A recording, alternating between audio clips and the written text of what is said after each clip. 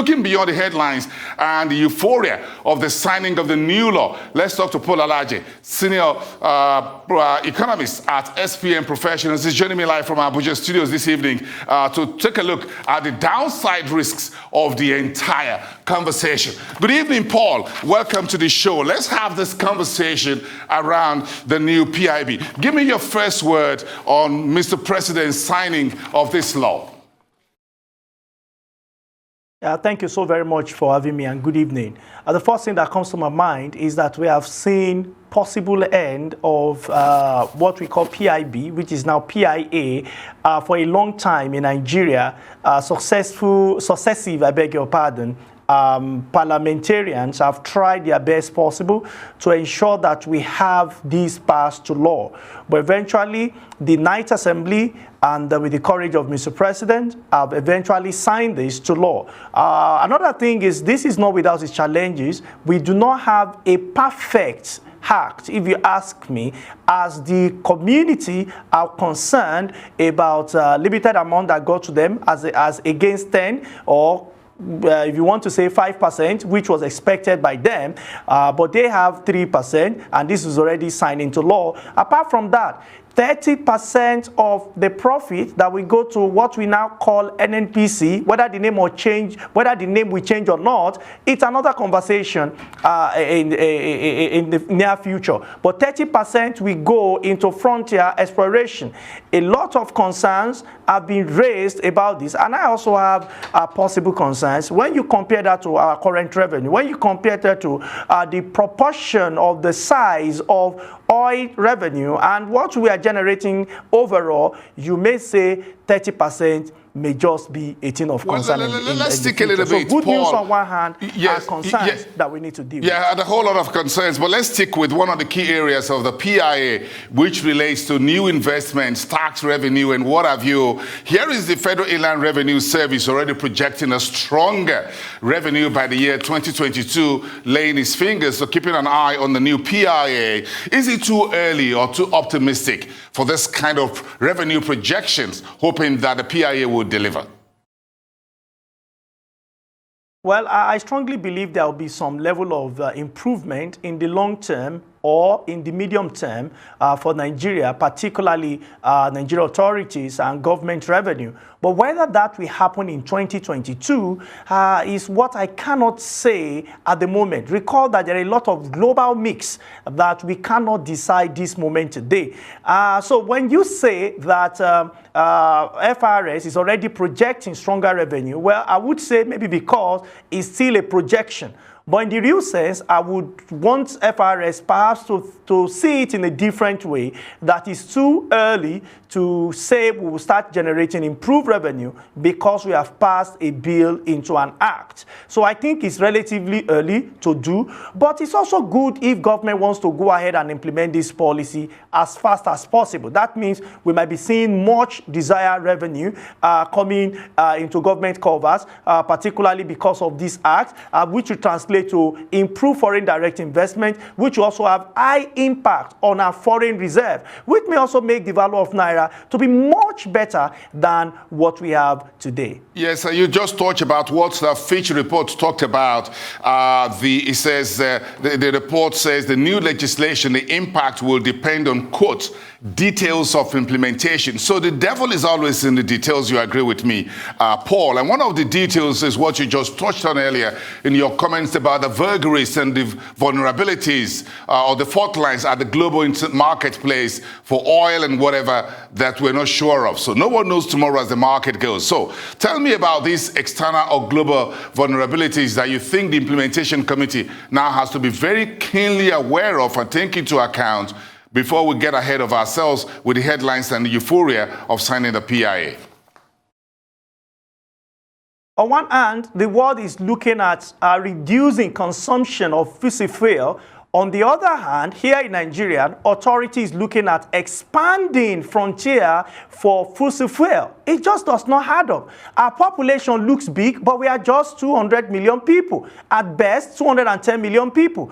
We are looking at a market where more and more of the people in Europe, in Asia, in the Americans, the North, the South, consume more of our oil. Some persons are even leaving Nigeria, some organization, because of fossil fuel, and we have seen even one of the richest Nigeria divest its revenue away from oil-based business to energy-based, electricity-based business. The business people are not stupid, and the revenue is also not stupid. We need to look very critically to ask ourselves, is this not high time we started diverting investment or revenue we will generate from crude oil to infrastructure, and tie to infrastructure which will help people to have stable business and grow. So that is on one hand the body language of the world, and the kind of revenue and the kind of investment the world is going into is not exactly favoring what local authority has taken as decision in Nigeria. Apart from that, we also know how volatile oil has been. In 2016-2017, Nigeria went into a recession because global financial crisis had tremendous impact, negative for that matter, on crude oil, and brought Nigeria from positive growth to more than 2 consecutive negative growth, and therefore Nigeria went into a recession. COVID was supposed to be an health challenge, but it led to lockdown, as evident in supply side shutdown and demand side shutdown. There was a seizure in the market. That also had negative impact, affected oil output, and Nigeria went into another recession. So, and we cannot determine what is going on. If I could make comment on what is going on in Afghanistan, how many more countries in the Middle East will be affected? Who knows where the oil supply, the answer of who oil supply will go into, and this may affect and disrupt global prices. So it will not be exactly correct for us to depend on what we do not have control over. It's as if we have left our destiny for the rest of the world to decide. And you know, those who want to benefit will always make decisions in their favor. Just a quick one before we take this important break. Is the PIA Nigeria's economic silver bullet? Paul? I don't think so. I don't think so. It solely depends on what we can do with it. When you look at what revenue we are getting from crude oil, already it's over 40% as of 2019. When you look at what is contributing to our foreign reserve, it's quite substantial. The question is, with this huge amount it's doing for us, have we been able to solve economic woes evident in unemployment, inflation, poverty rate, reduced GDP growth? The answer is no. So it is good we have signed it because it will improve transparency in the sector. But that sector is too insignificant to transform Nigeria economic challenge that have been around with us for more than 40 years. Okay, Paul, let's talk about part of what the Fitch report talked about, whether the PIA will have any significant near to medium impact on Nigeria's credit worthiness. If you can make all the money, but again, what else do investors want when they're coming into the market? We're right back, everyone. Stand by, Paul Alaje. Stand by, everyone.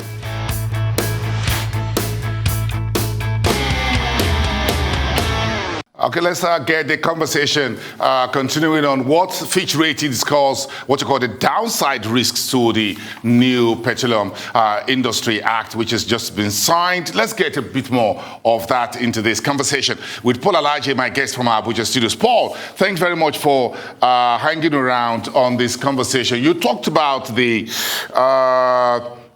what you call the green energy, and the whole world talk about gas. So this PIA is not just about oil, but it's also about gas. So, do you think we can leverage one over the other in the short to medium term to get the kind of investments we want in and get some revenue out of it as well? Well, I think we need to leverage gas. It's so very important. I'm also very happy that Nigeria has significant deposit in that regard. And we are not just a country with fossil fuel. My concern is infrastructure around that. We've seen authorities trying to make some necessary connection and extension from the south-south part of the country to the core north, and perhaps see how we can have export to some part of Africa without beyond looking at the Europe and American and Asian markets, which I think is okay if revenue will be properly maximized and will be reinvested back into Nigeria. So I see a lot of opportunity in those regards. And PIA now is particularly important because it improves, it shows high level of transparency, unlike how the industry has been. It also frees up, and I hope that this will be properly done, the NNPC as we have it today is going to be more commercial oriented. So I think some of these are very good things that I've seen about PIB. But like you have said, and has been confirmed again and again, that the devil is in the details. Yeah, the devil is always in the details. Fitch rating says the PIA is unlikely to have significant near to medium impact on Nigeria's credit worthiness. So it's not just about how much money we have on the table, the whole transparency, the whole anti-corruption issues, reform in the oil and gas sector, in the old NNPC, into the new NNPC, the new regulatory agencies. It's not just going to happen because we have just signed a piece of paper.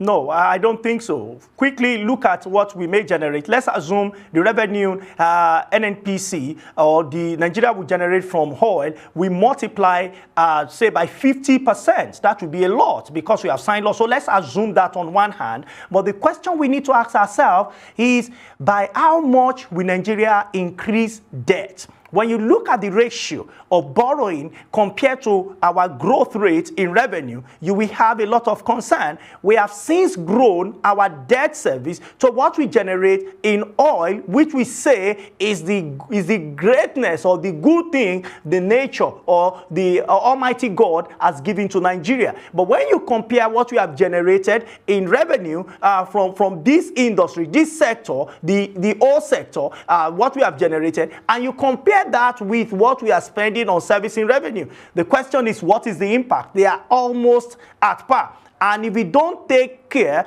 if we have global crisis, which of course our economy is susceptible to, and we keep borrowing, I'm afraid we may keep having tremendous and negative impact or no impact at all in medium to near term. So beyond all of those, it is not enough for you to generate revenue. What is most important is, how do you spend the money? And the question is, from where will the money come from? If we keep depending on a mono product, and we are hoping that because of that we are going to improve our economy and transform our economy overnight, I'm sorry, I'm afraid it just does not work like that. Well, Paul Alaje, from all indications, it looks like the body language over the signing of the PIA is that oil is still the mainstay of our economy. That's what the body language is from both the executive and the legislative branch so far, including the governors themselves. So, in a manner of speaking, this is still work in progress. Yeah, it is work in progress. And also we want our authority to be a bit more diplomatic in handling the issue that has to do with the community. We know that when the crisis in community shows up, it might mean near zero production. So we need to know how to manage those and perhaps explain beyond using force, to explain to them what the benefit of 3%. And maybe in the near future, 3% may increase to 5%. So we need to apply diplomacy rather than applying force for community, worrying community particularly, to accept the position of government today, while we look into the near future for a meaningful improvement. Thank you, Paul. It's a Friday. Enjoy the rest of your weekend. It's nice having you from SPM Professionals talk to us tonight. Senior economist, thank you so much for coming on the show.